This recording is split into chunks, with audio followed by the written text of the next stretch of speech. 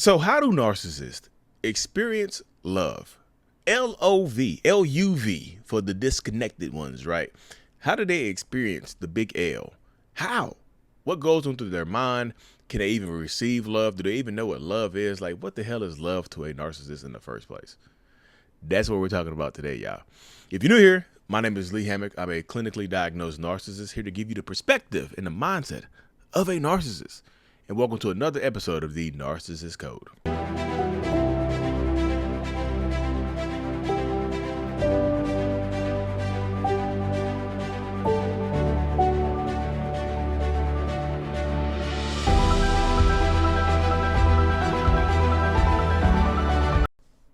Welcome back, folks. Welcome back. I be bouncing around to the theme music. I get hype.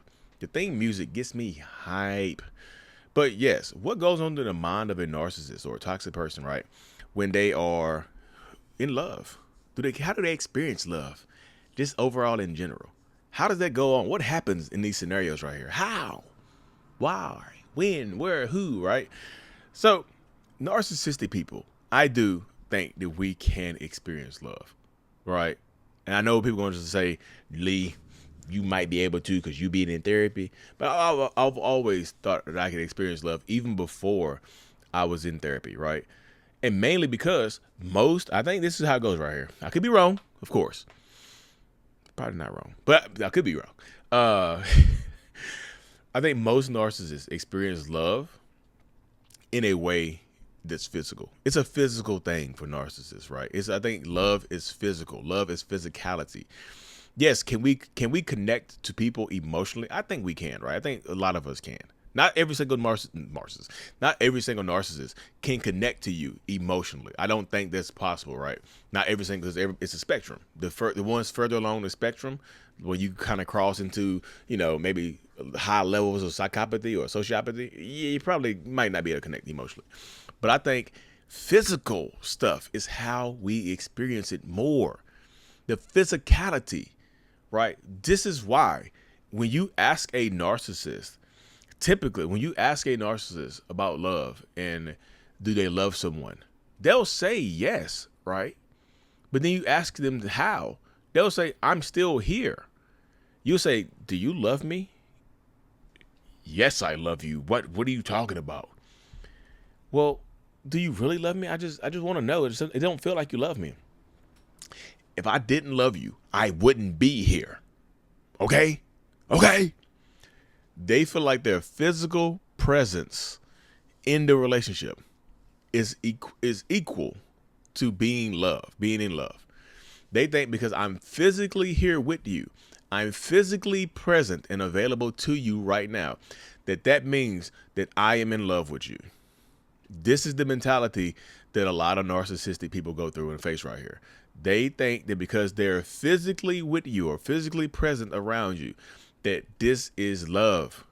And we all know that is absolutely not true. We all know that is absolutely not how it goes. It's just not the truth, right? It's just not how it works. Like, they don't love is more than physical. Now, love is a verb, right? Love is an action word. So, but you think about it. If love is a verb, love is an action word. Me being here is me is me taking action to be here, right? Me being me, what we did in the bedroom last night, that was love. There was action, wasn't it? That bedroom stuff, there was action, wasn't it? Was it not? Did you not love it? You said I love you during it. And I said I love you too. So is that not love? Giggity? This is that Quagmire, isn't it? Giggity. His head moved just like that. Is that not love what we did last night in that bedroom? Because if that ain't love, I don't know what is. I loved every part of you. You said you loved every part of me too. So was that not love? You see how crazy? But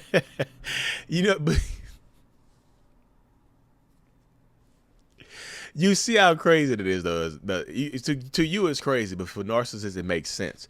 Because how we experience love is going to be different, y'all. We experience love through actions. Now, we think that we know that we are emotionally connected to you, right? And we think that you're emotionally connected to us. But for us, for you to show us that you love us, there has to be action too.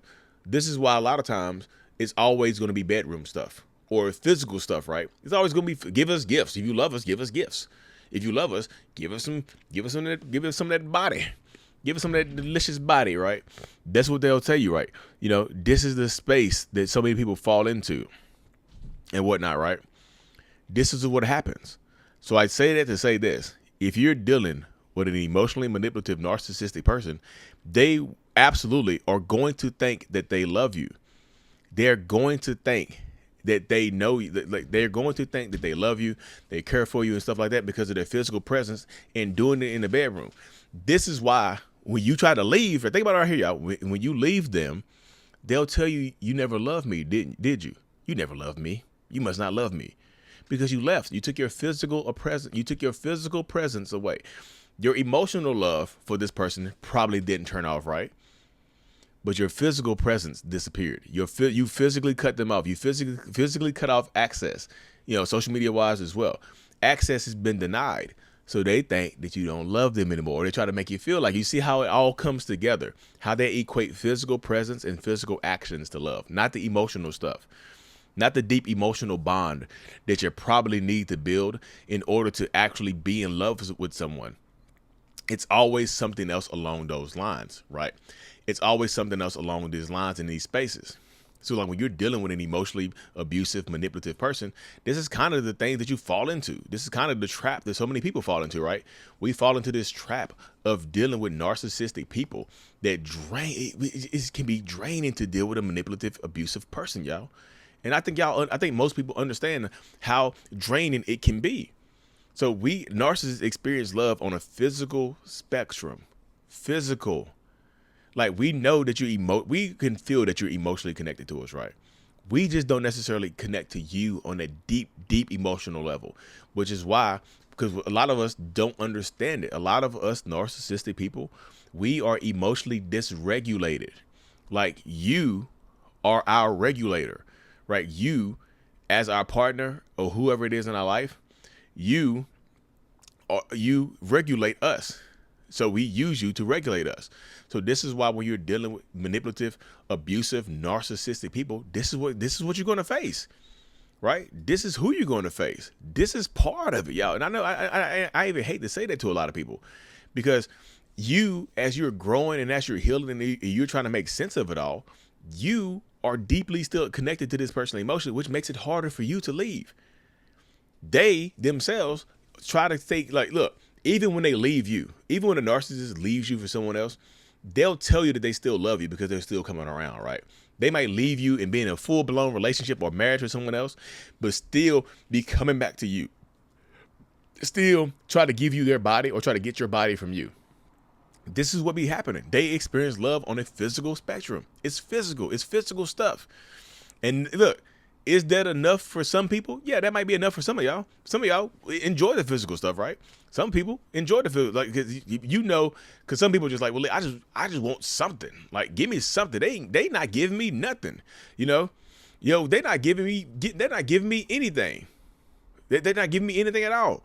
But at least they give me their body, but that's not enough. Like I don't get into it when I'm not emotionally connected to the person. But narcissistic people, they think as long as we're physically connected, we good. We good. Right? Because this is how they show you love. This is why the narcissists, we experience love, because we experience love on the physical spectrum. Guess what happens? They give you gifts. We assume that everybody feels love the same way we feel it. So we give you gifts and things of that nature too. Like we'll give you a gift to make up for lying to you. We'll give you flowers to make up for cheating on you. We'll give you a PlayStation 5 for mistakenly getting pregnant by somebody else. You see what I'm saying? It's always physical. They'll try to sleep with you when you're angry at them.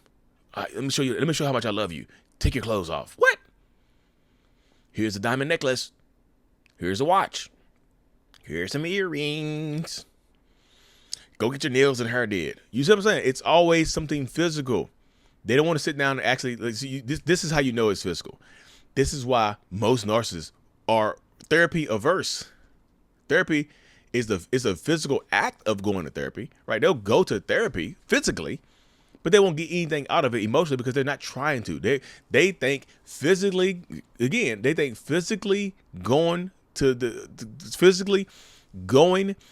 therapist's office or going to church automatically means that they're better or they've done it. I showed you how much I love you, didn't I? I went to therapy. And I'm actually getting better, and taking therapy seriously are two totally different things. Those are two totally different things. Anybody can go to a therapist's office, but will anybody get better? Right? Will anybody get better? Anybody can step inside a therapist's office and do this and do that, do this, that, and the third. But will anybody get better? It's a completely different dynamic. That's something you have to consider as well when you're dealing with this manipulative, narcissistic person, because they think it's physical. They think physically going to the therapist's office is enough to win you back, is enough to get you back to them, is enough to win you over, is enough to get you back in their good graces. You see how that goes right there? You see how that works? It's crazy, isn't it? It's just like you got to think on a deeper level right there with it and whatnot, y'all. Anyways, I got to hop off this thing, y'all.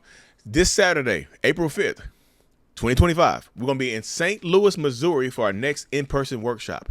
You can find more information at mentalhealness.net/events, or you go to mentalhealness.net and just go to the events on the side and get registered up for our St. Louis, Missouri in-person workshop /Q&A.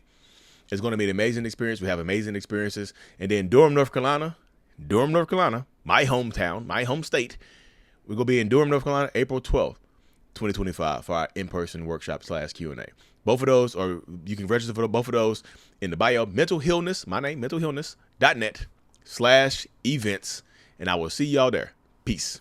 Before you go, make sure that you hit that subscribe button if you haven't already, y'all. You already here. Just hit the button.